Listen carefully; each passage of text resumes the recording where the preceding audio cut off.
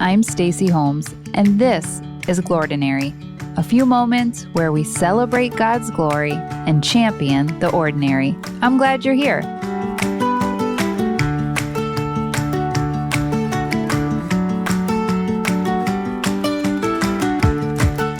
Do you know someone who's just unaware? I'm talking no self-awareness, others' awareness, like they're just a little clueless about real life. When I was in college, I served as a resident assistant in my dorm. Now, an RA is basically a glorified camp counselor, but I actually really loved walking alongside these 30 girls during those changing and challenging years. Hey, it's not easy trying to figure out adulthood with a still developing brain. In addition to being their sounding board, shoulder to cry on, and older peer, I was required to perform room inspections every couple of weeks. I think it was mostly to make sure no one was secretly housing a pet. I never did find a dog, but there was always a suspicious meowing. I'll never forget one day during my senior year when my mom called. My pawpaw, my dad's father, had passed away. It was somewhat unexpected, and I needed to grab a flight back to PA. Later that evening, I let my girls know that I'd be away for a few days for the funeral, to which one of my freshman newbies excitedly asked, "Does this mean we won't have room inspection this week?" Well, according to the job posting, I was not permitted to physically attack any of the freshmen. But seriously, read the room, sweetie. Yep, she was totally and completely unaware. Oh yes. How to become more aware. That's what Paul's going to walk us through today as we pick up our series, Habits That Work. We're delving into Romans 12, 1 and 2, and there's a good chance you've heard these verses before to, quote, not be conformed to the patterns of this world, but be transformed by the renewing of your mind, and on and on. Yes, we're going to check this out section by section, but we'll use the Message paraphrase by Eugene Peterson. Here's what he says. So here's what I want you to do, God helping you. Take your everyday, ordinary life, your sleeping, eating, going to work, and walking around life, and place it before God as an offering. Embracing what God does for you is the best thing you can do for Him. Don't become so well adjusted to your culture that you fit into it without even thinking. Instead, fix your attention on God. You'll be changed from the inside out. Readily recognize what He wants from you and quickly respond to it. Unlike the culture around you, always dragging you down to its level of immaturity, God brings the best out of you, develops well-formed maturity in you. Well, last week we chatted about how our everyday, ordinary lives are formed by our everyday, ordinary habits. Yep, our habits are shaping us in ways we're often unaware, and paying attention to how those habits shape us is kind of mission critical. Paul would call it our, quote, spiritual act of worship. But let's be honest, it can be hard to be aware of God at work in the everyday, ordinary life. And it's super hard to be aware of how our ordinary, everyday habits are shaping those everyday, ordinary lives. Paul helps us out here with why this is so important to be aware. Why do our habits matter so much? Because of this. Don't become so well adjusted to your culture that you fit into it without even thinking. Instead, fix your attention on God. Paul's telling us to wake up to how our habits affect our everyday, ordinary lives. Since we all live by a pattern of our habits, it would serve us well to evaluate what habits we're actually living by, to be aware of what they are and how they affect us. But here's the tricky part. Most of us are aware of our bad habits, the foods we shouldn't eat, the shows we shouldn't watch, the wasted time, the comment we never should have made. We know, we're aware of the bad habits. It's my one vice, my guilty pleasure. But while we may be moderately aware of ways that our habits are making us, we're unaware of how much that makes us look like everybody else.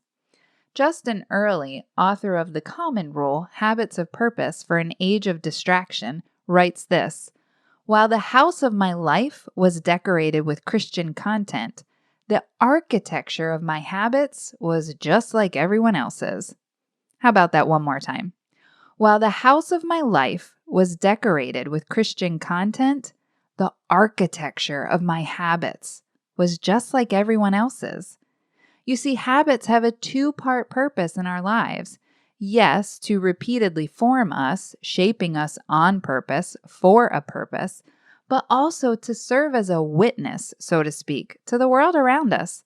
Not because we have it all together, but because we belong to the one who holds all things together. And that includes me, and that includes you. Don't become so well adjusted to your culture that you fit into it, Paul says. We're made to be people of distinction, but we often look just like everyone else. We're so well adjusted to the culture around us that we blend right in. Oh, it's true. We're just as depressed, just as anxious, just as hopeless.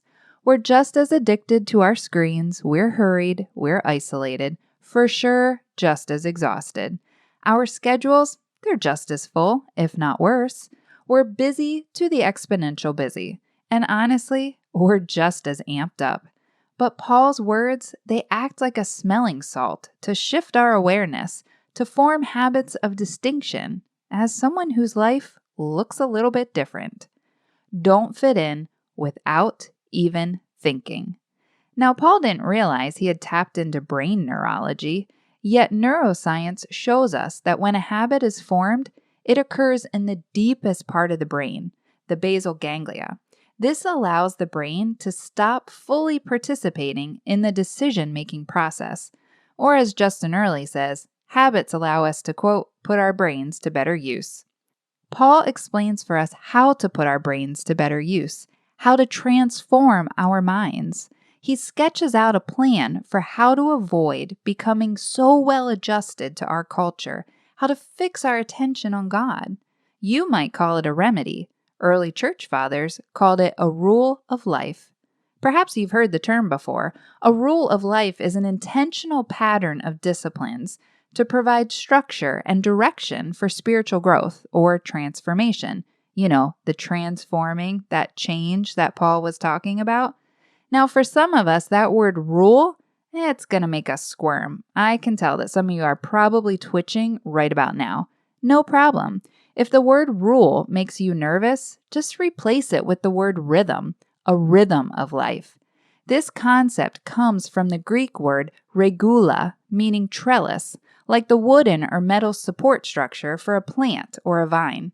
A trellis helps said plants to get off the ground, to grow upward, and to be fruitful. A rhythm of life, or rule of life, serves us in a similar way, shaping us to get off the ground, grow in a positive upward direction, and produce some type of beneficial fruit. Sounds like a good concept. I'm intrigued. I hope you are too. But why would Paul lead us to form a rule of life, a trellis for our lives to grow? Because just like in Paul's day, culture isn't neutral. Life isn't neutral. You're growing, I'm growing, and a rule of life helps us structure that growth and avoid decay and rot and just overall craziness. Because at the end of the day, either you will set your habits or someone else will set them for you, your employer, administrator, family, friends, or your commitments. And if this rule of life sounds like just another thing or even overwhelming, let me assure you, you already have one. So do I. We're just likely unaware of how it's affecting our lives.